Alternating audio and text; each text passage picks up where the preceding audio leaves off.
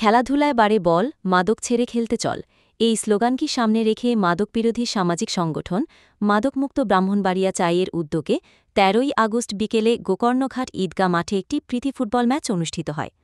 ম্যাচের প্রধান অতিথি ছিলেন আলহাজ মোহাম্মদ সিরাজুল ইসলাম সিরাজ, সাধারণ সম্পাদক, ব্রাহ্মণবাড়িয়া জেলা বিএনপি।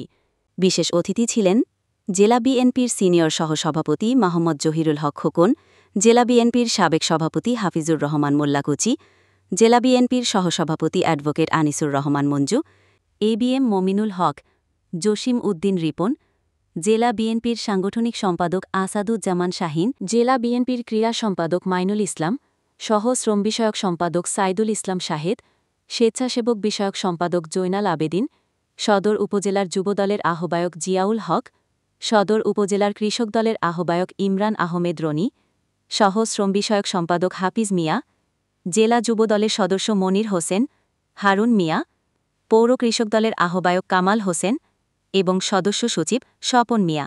উক্ত খেলায় আরও উপস্থিত ছিলেন ৭ নং ওয়ার্ড বিএনপির নেতা সাদেকুর রহমান চাদু, ডাক্তার মোহাম্মদ সেলিম, জামির মিয়া, শামীম আহমেদ, বাসির মিয়া, সেলিম মিয়া, বিল্লাল মিয়া।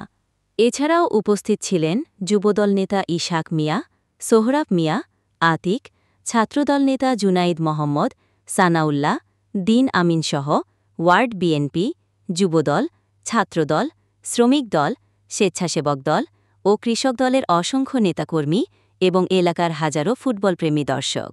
নির্ধারিত সময়ে ম্যাচটি ১-১ গোলে ড্র হলে ট্রাইব্রেকারে সাদা দল ৩-২ গোলে নীল দলকে হারিয়ে জয়লাভ করে। পরে জেলা বিএনপির নেতৃবৃন্দ বিজয়ী ও রানার-আপ দলের হাতে পুরস্কার তুলে দেন। বক্তারা যুব সমাজকে মাদকের ভয়াল থাবা থেকে রক্ষা করতে সবাইকে মাদকবিরোধী সামাজিক আন্দোলনে অংশগ্রহণের আহ্বান জানান এবং মাদকমুক্ত ব্রাহ্মণবাড়িয়া চায়ে সংগঠনের পাশে থাকার অঙ্গীকার করেন। সঞ্চালনায় ছিলেন সংগঠনের সভাপতি মোহাম্মদ মাহফুজুর রহমান পুষ্প। ভয়েস অফ ব্রাহ্মণবাড়িয়া, সংবাদে সারাক্ষণ।